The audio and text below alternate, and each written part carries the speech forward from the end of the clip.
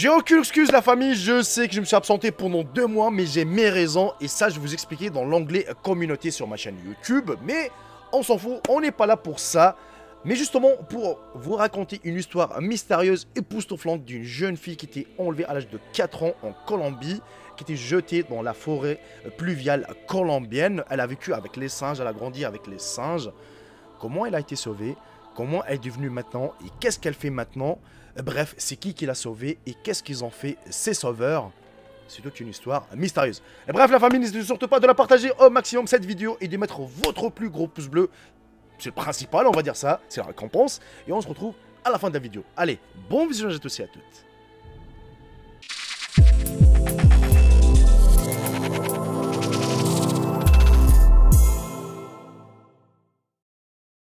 Marina Chapman, née dans les années 50, est une femme britannique née en Colombie. Connue pour avoir passé la plus grande partie de sa petite enfance dans la jungle parmi les singes. Marina parle de son premier souvenir. Peu de temps avant son 5e anniversaire, elle a joué à côté de sa maison lorsque 2 hommes non identifiés l'ont enlevée. Elle a vu une main noire se couvrir la bouche avec un foulard. Puis elle a réalisé que 2 hommes l'emmenaient. Il avait des enfants derrière, elle les a entendus pleurer. Elle pense que le mouchoir était saturé de chloroforme. Dans son livre, Marina dit ce qui suit. Elle savait qu'elle était emmenée loin dans la forêt pluviale colombienne. Elle pensait que le ravisseur reviendrait la chercher. Mais ils ne l'ont pas fait. Elle pensait que les passants la sauveraient. Mais personne ne passait. Elle a dit qu'elle pleurait et criait, mais personne n'est venu à son aide. Marina a essayé de trouver le voyage de retour. Sa robe était tellement usée que ce n'était plus une robe. Finalement, elle rencontra une grande famille de petits singes. Marina dit qu'elle se sentait mieux. Ce n'étaient pas des gens, mais il avait l'air humain. Elle décida de s'installer dans cette partie de la jungle. Les singes s'est consacrés à leurs affaires. Ils ramassaient de la nourriture, se soignaient, jouaient. Ils ne firent pas attention à la fille. Marina enviait les singes. Ils étaient à proximité et s'amusaient ensemble.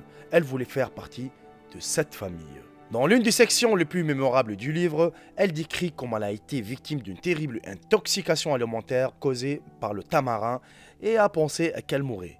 Elle s'est tordie de douleur lorsqu'un singe âgé, qu'elle appelle maintenant grand-père, la conduisit dans des eaux troubles. Après avoir bu de l'eau, elle a vomi et elle a commencé à guérir. Après cela, selon elle, les jeunes singes se sont liés d'amitié avec elle. Marina les a observés attentivement et a étudié avec eux comment grimper aux arbres, quoi manger, comment se laver. Et au fil du temps, les singes lui ont permis de s'asseoir dans les arbres avec eux. Quand ils se sont partis chercher de la nourriture, elle s'est sentie seule et attendait avec impatience leur retour. Ce n'est que lorsque les singes l'ont adoptée qu'elle a commencé à avoir de l'espoir. Marina est sûre qu'elle n'aurait pas survécu sans les singes. Les capucins qui, comme vous le savez, sont bien disposés envers les gens. Peu à peu, elle a commencé à comprendre les bruits qu'il faisait. Par exemple, quand il siffle, c'est de la nourriture. Le sentiment qu'il a de la nourriture quelque part. Alors, ils se préparent tous à suivre un singe. Puis le tétététété apparaît quand ils s'éloignent mutuellement. Et un avertissement quand ils se sentent en danger. Marina dit qu'elle aimait vivre avec des singes, mais elle aspirait à la communication humaine. Elle a vu des chasseurs entrer parfois dans la jungle. Une fois, selon elle, elle est allée voir des chasseurs nus et à 4 pattes, les priant de la sauver. Ils l'ont aidée. C'est là que l'histoire de Marina devient encore plus incroyable. Les chasseurs ont vendu la fille à une maison close, où elle s'appelait Gloria. Là, Marina a été obligée de faire le ménage et régulièrement battue. Peu de temps avant qu'ils allaient la donner au premier homme, elle s'est enfuie. C'était à son tour. Elle a couru comme jamais auparavant. Après la maison close, elle a vécu dans les rues de Cucuta avec d'autres enfants sans abri. Ses nouveaux amis l'ont renommée Pony Malta. Ils ont appliqué les compétences acquises auprès des singes. Marina a volé des riches. Le truc était de se faufiler sur des jeunes femmes en jupe courte, de retirer leurs culottes et de s'enfuir avec leurs sacs. Elle dit qu'elle se cachait des victimes et de la police sur la cime des arbres. Une fois, une amie a raconté à Marina comment elle s'était échappée de la rue en travaillant en tant que femme de ménage. Marina a trouvé une famille qui a accepté de l'adopter. Ils l'ont appelée la fille Rosalba, mais il s'est avéré qu'ils étaient des criminels. Elle leur a échappé avec l'aide d'une voisine, une femme du nom de Marouja qui a eu 9 enfants. Finalement, Maruja l'a envoyé vivre avec l'un de ses enfants à Bogota. Maruja lui acheta un billet d'avion et le premier cadeau que Marina reçut fut une boîte attachée avec un ruban jaune. À l'intérieur s'y trouvait une robe de satin bleu pâle, une pince à cheveux, des chaussettes blanches et une paire de chaussures blanches et brillantes. Elle dit que la robe était la plus belle chose qu'elle ait jamais vue. À l'âge de 14 ans, elle a été adoptée par Maria, la fille de Maruja, qui lui a dit qu'elle était maintenant libre et qu'elle pouvait se choisir un nom. Marina vit dans le Yorkshire depuis 30 ans. Elle et son mari ont 2 enfants. Les filles se rappellent comment Marina leur a raconté des histoires au sujet de la jungle, des singes et du vol des bananes quand elles se sont couchées. Mais elles n'ont jamais pensé qu'il s'agissait de quelque chose d'inhabituel. Quand ils étaient petits, elle leur a montré comment grimper aux arbres et cela semblait amusant. Parfois, elle se mettait à 4 pattes et cela le faisait aussi rire. Elle avait les bizarreries avec lesquelles elle s'est débattue. Faut savoir les amis que Marina s'était forcée de devenir normale. Elle a étudié comme cuisinière et est devenue chef au musée national de médias de Bradford. Elle a réprimé son désir de marcher comme un singe.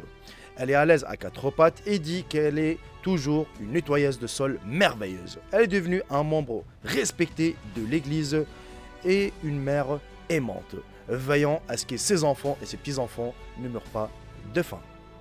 Et si vous êtes resté jusqu'à la fin de la vidéo, la famille, n'hésitez surtout pas de m'écrire le nom Marina afin de savoir combien de personnes ont fini la vidéo. Et franchement, cette histoire, je trouve qu'elle est incroyable. T'imagines, on t'enlève à l'âge de 4 ans, tu vis dans l'Amazonie, dans la jungle, avec des singes, tu connais rien du tout, hein, tu sais, genre, tu sais même pas comment se nourrir, comment se laver, ainsi de suite.